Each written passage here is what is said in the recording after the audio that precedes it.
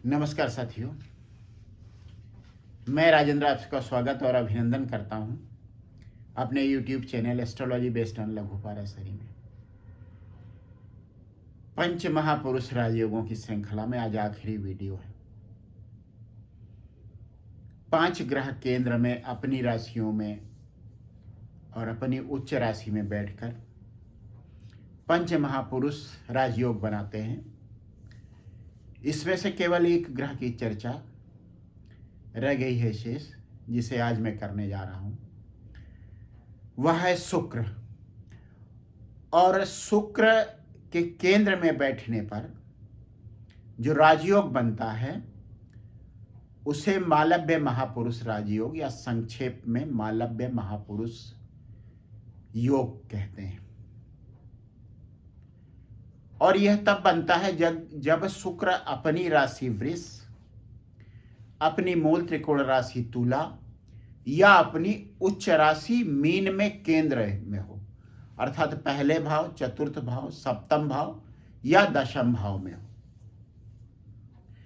अब यह शुक्र केंद्र में बैठा हुआ बलवान शुक्र क्या फल देता है व्यक्ति को? सबसे पहले तो शुक्र सौंदर्य का कारक है, तो व्यक्ति को सुंदरता देता है। दूसरा क्या है कि शुक्र ज्ञान का कारक है। बृहस्पति देवताओं के गुरु हैं, उसी तरह से शुक्राचार्य जिनका संक्षिप्त नाम शुक्र है, वे दैत्यों राक्षसों के गुरु हैं। तो गुरु वे भी हैं और देवता तो पहले से ही कुछ बुद्धिमान हैं। दैत्यों को पढ़ाना ज्यादा मुश्किल काम है। इसलिए ऐसे व्यक्ति को जिसकी समझ थोड़ी कम है उसको भी ज्ञान देने की क्षमता शुक्र में होती है। तो पहला हो गया सौंदर्य, दूसरा ज्ञानदाता, सलाहकार, आप कह सकते हो ज्ञान देने वाला शिक्षक। तीसरा कुंडली में, काल पुरुष की कुंडली में दूसरे भाव में इसकी राशि वृष आती है। इस तरह से शुक्र धन का कारक है। शुक्र मीठी वाणी का कारक है। बुध ज्ञान का कारक है और उस ज्ञान को प्रस्तुत करने का कारक है। अगर उसमें शुक्र का भी योगदान हो जाता है तो वाणी में मधुरता आ जाती है, मिठास आ जाती है, जैसा अच्छे गायकों की कुंडली में होती है। उसके बाद शुक्र सप्तम भाव, काल पुरुष की कुंडली में सप्तम भाव में तुला राशि आती है। इस तरह से वैवाहिक जीवन का कारक है।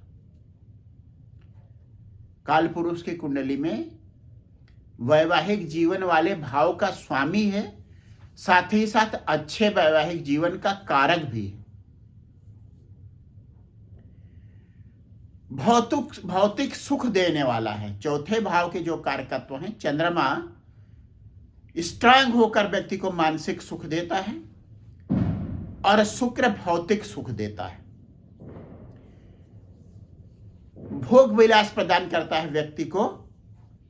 और 12वें भाव में इसकी उच्च राशि मीन होती है काल पुरुष की कुंडली में, इसलिए शैया सुख देता है, अर्थात अच्छे शारीरिक संबंध स्त्री पुरुष के बीच देता है। ये सब शुक्र के नैसर्गिक कारक और काल पुरुष की कुंडली के अनुसार जिन भावों का स्वामी होता है उसके अनुसार ये फल शुक्र देता है। या जब केंद्र में प्रथम भाव, चतुर्थ भाव, सप्तम भाव या दशम में बैठता है तब व्यक्ति में गुण आते हैं और शुक्र की महादशा में विशेष करके देखने को मिलते हैं। अब लग्नों की बात करते हैं। सबसे पहले मेष लग्न। मेष लग्न मैंने आपको बताया ही काल पुरुष की कुंडली है मेष लग्न की। ये दूसरे भाव और 7वें भाव का स्वामी है और 7वें भाव तुला में बैठकर मालव्य राजयोग बनाता है। तो द्वितीयेश भी बलवान हो गया और सप्तमेश भी बलवान हो गया, सप्तम भाव भी बली हो गया। बचता है द्वितीय भाव। द्वितीय तो बलवान हो गया, लेकिन अगर दूसरा भाव अच्छी स्थिति में नहीं है तब पारिवारिक सुख की, धन की कुछ कमी हो सकती है। 7वें भाव में शुक्र अपनी राशि में है, शुक्र बलवान है और 7वें भाव में ही बैठा है, इसलिए भाव भी बलवान है। तो 7वें भाव का कारक और 7वें भाव का स्वामी मेष लग्न के लिए शुक्र वहां बैठा हुआ है और निर्दोष है, किसी तरह से पीड़ित नहीं है, तो अच्छा वैवाहिक जीवन देता है, बहुत अच्छा वैवाहिक जीवन देता है। पत्नी खूबसूरत होती है, शुक्र खूबसूरत शरीर, खूबसूरत व्यक्तित्व देता है। अब दिक्कत तभी आती है जब शुक्र किसी तरीके से पीड़ित हो, क्योंकि बलवान तो है ही। अगर पीड़ित हो गया तो 7वें भाव का स्वामी और 7वें भाव का कारक दोनों ही शुक्र ही है, तो दोनों पीड़ित हो गए तो वैवाहिक जीवन खराब हो जाता है और शारीरिक संबंधों में विचित्र टाइप की स्थिति बन जाती है। उसके बाद आती है वृष लग्न की। वृष लग्न में शुक्र स्थित होकर अपनी स्वराशि में स्थित होकर मालव्य राजयोग बनाता है। व्यक्ति सुंदर शरीर का स्वामी होता है, सुंदर होता है, देखने में सुंदर होता है। और चूंकि दूसरी भाव कालपुरुष की कुंडली की है तो धन स्वाभाविक रूप से उसके पास आता है। 6ठे भाव का भी स्वामी है, इसलिए व्यक्ति की प्रगति थोड़ा परिश्रम करके होती है, स्ट्रगल करके। 6ठा भाव स्ट्रगल का है, तो स्ट्रगल के बाद होती है लेकिन अच्छी प्रगति होती है। शुक्र की 7वें भाव पर दृष्टि होती है, इसलिए 7वां भाव भी अगर किसी अन्य तरह से नहीं पीड़ित है तो दाम्पत्य जीवन अच्छा होता है। उसके बाद आती है मिथुन लग्न। इसमें यह पंचमेश होता है और व्ययेश होता है। व्यय होता है दूरस्थ स्थान। इसका क्या मतलब होता है? व्यक्ति शिक्षा के लिए अपने घर से दूर जा सकता है या अपने घर से दूर जाकर उसे कुछ सीखने का मौका मिलता है व्यक्ति को। और मिथुन लग्न में 10वें भाव में बैठकर जो उसकी उच्च राशि है मीन वहां पड़ती है, उसमें बैठकर बौद्धिक क्षमता के लिए और उसके अपने कार्य क्षेत्र में प्रयोग के लिए बहुत अच्छा फल देने में समर्थ होता है व्यक्ति को। पंचमेश है, द्वादशेश है, और चूंकि द्वादशेश है 10वें भाव में बैठ रहा है, इसलिए व्यक्ति को अपने कार्य या व्यवसाय से संबंधित किसी काम के लिए घर से दूर या विदेश तक जाना पड़ सकता है। पंचमेश है तो बहुत ही अच्छा है, इसका कार्य क्षेत्र में बैठना व्यक्ति की बौद्धिक क्षमता, सीखने की क्षमता बहुत अच्छी होती है। और चूंकि उच्च का होता है 10वें भाव में स्थित, इसलिए कार्य क्षेत्र में बहुत बढ़िया काम करता है अपनी बौद्धिक क्षमता के प्रयोग से। उसके बाद आती है कर्क राशि। इसमें चतुर्थ भाव तुला में बैठकर शुक्र सुख संपत्ति देता है, धन दौलत देता है, खूबसूरत अच्छा मकान देता है, व्यक्ति की पसंद का मकान देता है। शुक्र सौंदर्य का कारक है, शुक्र पसंद का कारक है। और ऐसे शुक्र का अगर चंद्रमा के साथ संबंध हो तो मानसिक और भौतिक सुख दोनों व्यक्ति को मिलते हैं और उसे अपनी पसंद के वाहन और मकान भी मिलते हैं, जहां पर वह मानसिक और भौतिक दृष्टि से सुखी जीवन जीता है। उसके बाद आती है सिंह राशि। सिंह राशि में इसकी वृषभ राशि आती है 10वें भाव में और तुला आती है 3य भाव में। 3य भाव का स्वामी 10वें भाव में स्वराशि का होकर स्थित है, तो 3य भाव से संबंधित जैसे लेखन है, वक्तव्य है। आजकल सोशल मीडिया अगर राहु का कुछ प्रभाव है तो उसमें अच्छा प्रदर्शन व्यक्ति करता है। क्योंकि अपनी राशि में बैठा है, इसलिए दशम भाव के लिए अच्छे फल देता है। सौम्य ग्रह है तो व्यक्ति थोड़ी सौम्यता के साथ ही अपने कार्य क्षेत्र में कार्य करता है, जिसे उसका फल मिलता है। उसके बाद कन्या लग्न की बात करते हैं। कन्या लग्न में द्वितीय भाव और भाग्य भाव का स्वामी है, सबसे बलवान त्रिकोण का स्वामी और द्वितीय भाव का स्वामी, और यह मालव्य राजयोग बनाता है सप्तम भाव में बैठकर। सप्तम भाव में यह उच्च का होता है मीन राशि में। तो नवमेश है, उच्च का होकर सप्तम भाव में बैठा हुआ है। इसलिए इसका क्या मतलब हुआ कि विवाह के बाद व्यक्ति की अच्छी खासी प्रगति होती, वैवाहिक जीवन भी बहुत अच्छा होता है यदि सप्तमेश गुरु अच्छी स्थिति में, जैसे अपनी राशि में हो, तो व्यक्ति दाम्पत्य जीवन, अच्छे दाम्पत्य जीवन के मामले में भाग्यशाली होता है। अगर सप्तमेश अच्छी स्थिति में है तब वैवाहिक जीवन बहुत अच्छा होता है, क्योंकि शुक्र उच्च का होकर वहां पर स्थित, और शुक्र कारक भी है सप्तम भाव का। उसके बाद बात आती है तुला राशि की। तुला लग्न। तुला लग्न में बैठकर, अपनी मूल त्रिकोण राशि में बैठकर मालव्य राजयोग बनाता है, मालव्य महापुरुष राजयोग बनाता है, और व्यक्ति को ज्ञानवान बनाता है, क्योंकि यह वायु तत्व राशि है। व्यक्ति की भौतिक क्षमता को बढ़ाता है।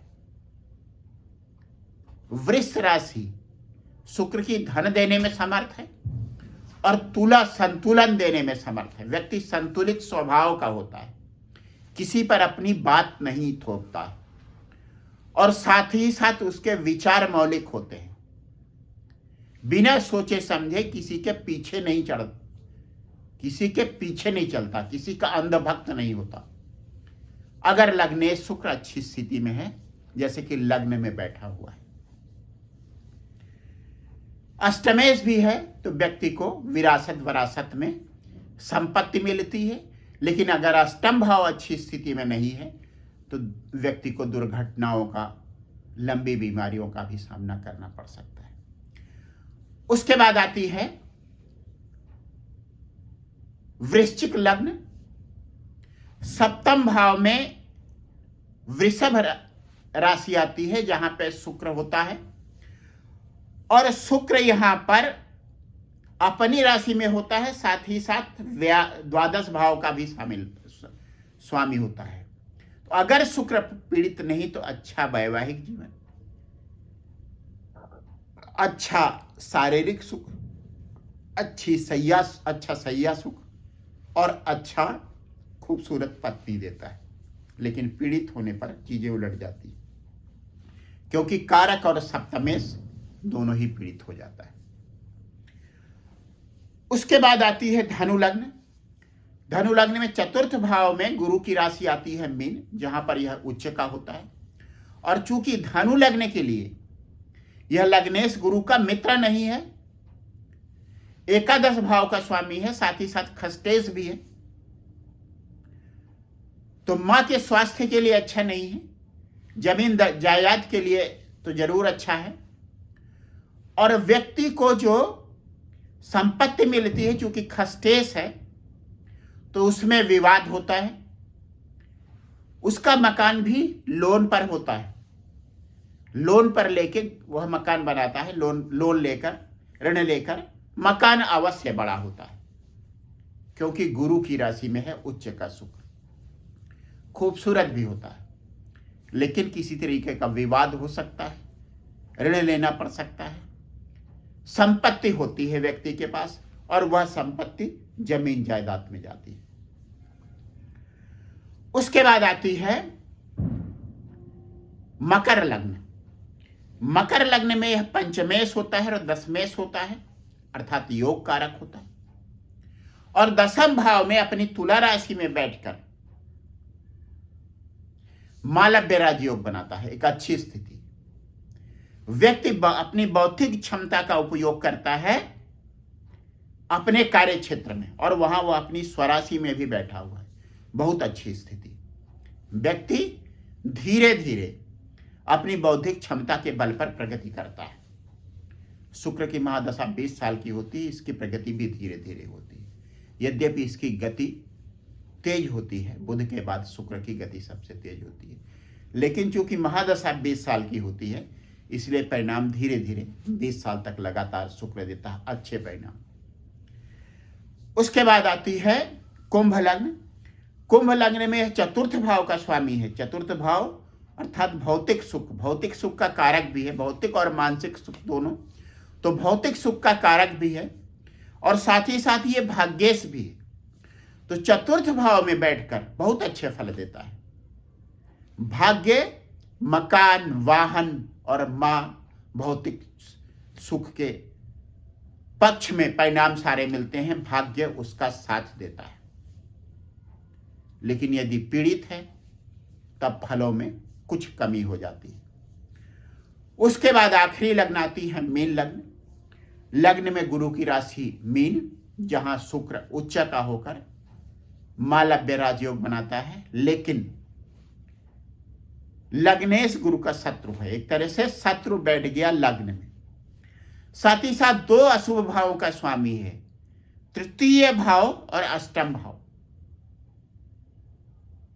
व्यक्ति पराक्रमी अवश्य होता है, जूझने वाला होता है, लेखक हो सकता है, और अष्टम भाव जैसे रहस्यमय रचनाएं कर सकता है अगर अष्टम भाव अच्छी स्थिति में है तब।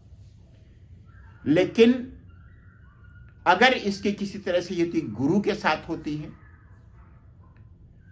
तो व्यक्ति का स्वास्थ्य खराब होता है, उसे चोट लग सकती है। अगर चंद्रमा से होती है तो चंद्रमा पंचमेश है, संतान को किसी तरीके की पीड़ा हो सकती है। इसलिए बहुत अच्छे फल, बावजूद इसके कि लग्न में उच्च राशि मीन में होता है, अच्छे फल नहीं देता है मीन लग्न वालों को। मालव्य महापुरुष राजयोग बनाता हुआ। बस आखिरी वीडियो, और आगे मैं ज्योतिष का एक नया सूत्र ले रहा हूं, भावत भावम, और उसका प्रयोग मैं भारत की कुंडली पर भी करूंगा। तो भावत भावम, भाव से भाव, भावत भावम, भाव से भाव या भावत भाव, भाव से भाव, एक भाव के सापेक्ष में दूसरे भाव की स्थिति के परिणाम। और इसे मैं लगाऊंगा स्वतंत्र भारत की जन्म कुंडली पर, और साथ ही साथ उसे आम चुनाव 2024 से भी जोड़ूंगा। देखना मत भूलिएगा। मेरे चैनल को सब्सक्राइब कर लीजिए यदि आपने अभी तक सब्सक्राइब नहीं किया है, और नोटिफिकेशन भी अवश्य प्राप्त कर लीजिए। इसके लिए बेल आइकन अवश्य दबाइए जिससे आपको नोटिफिकेशन मिल जाए और आप समय पर मेरे वीडियोस देख सकें। एक बार फिर से आप सबको बहुत बहुत धन्यवाद वीडियोज को देखने के लिए, उसे लाइक करने के लिए, शेयर करने के लिए। बस आज का वीडियो मैं यही समाप्त करता हूँ।